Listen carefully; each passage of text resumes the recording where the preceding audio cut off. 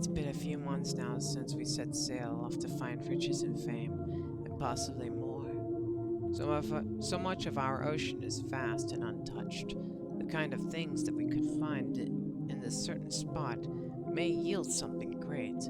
Last year was a bust, but this year I have a good feeling about it. Was the thoughts going through my mind as I laid on the hammock of our big ship, heading straight towards whatever the wind took us.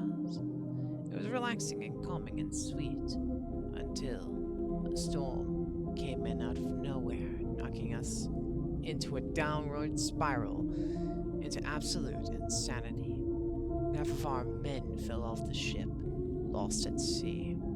I was the sole survivor, and my captain. Both of us were terrified that no one would ever find us.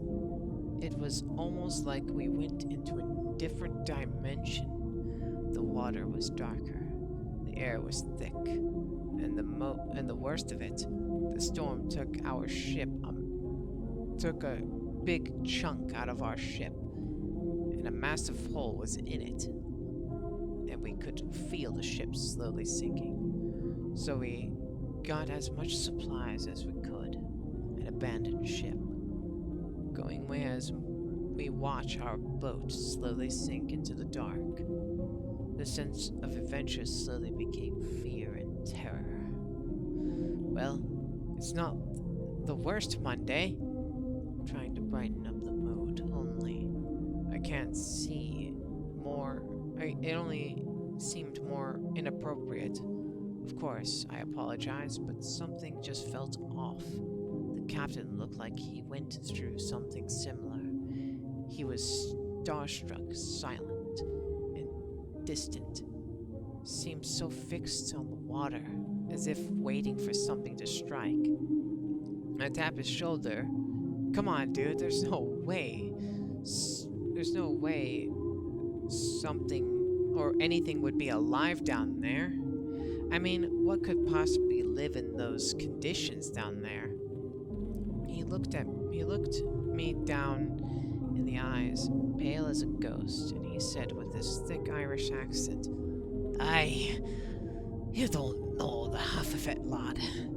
You really think the storm just came out of nowhere to blow us out of our breeches? No.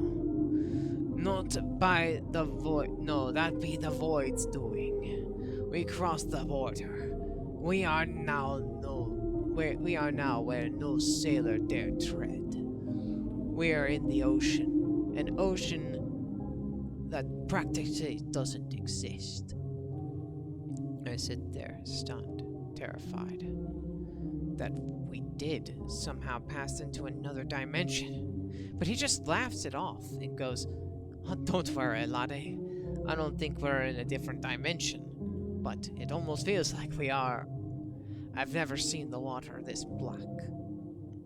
I felt relieved that we weren't in a different dimension, but then something terrifying happened. Something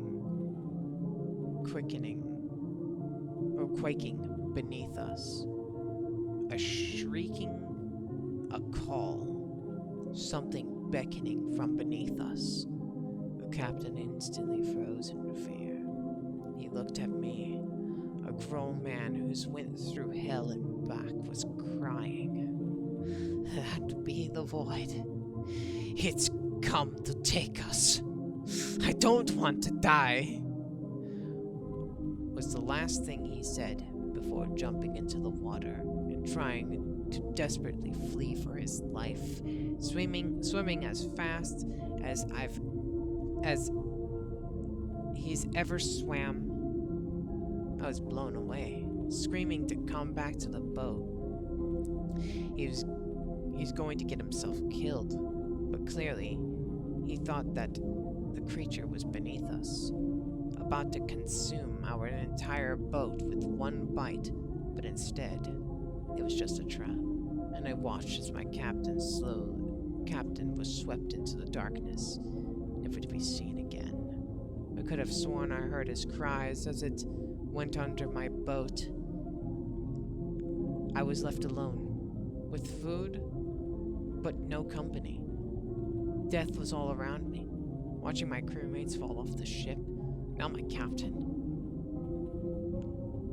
were so hard to deal with mentally. I already feel myself going insane, if I haven't already gone insane.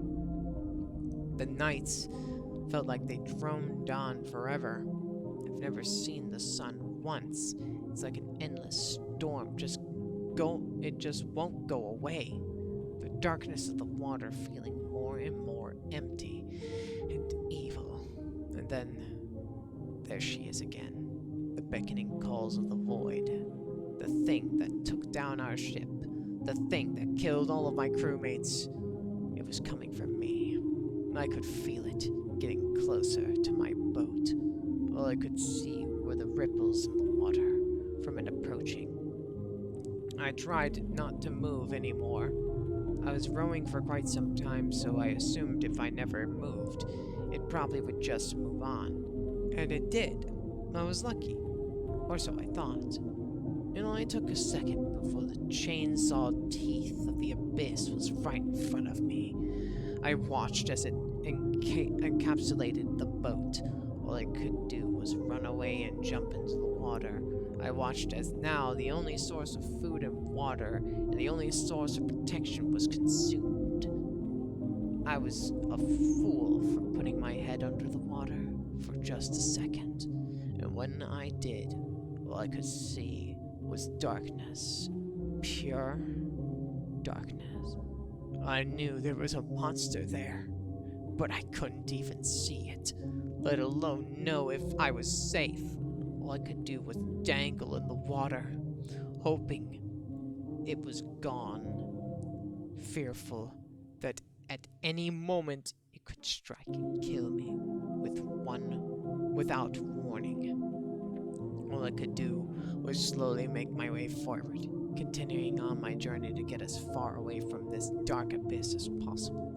But I knew it was still there, and I was still desperately hopeless. Maybe somebody would come, eventually. But I was just so deep in the darkness, I didn't even know if it was possible to get out. And the inevitable soon catched up with me. But at least I'm able to leave one thing behind. This letter. So if you're reading this, just know, don't go beyond the veil. The void is waiting. It will consume you whole, like it did me. Sorry, Elizabeth, I couldn't be there for you.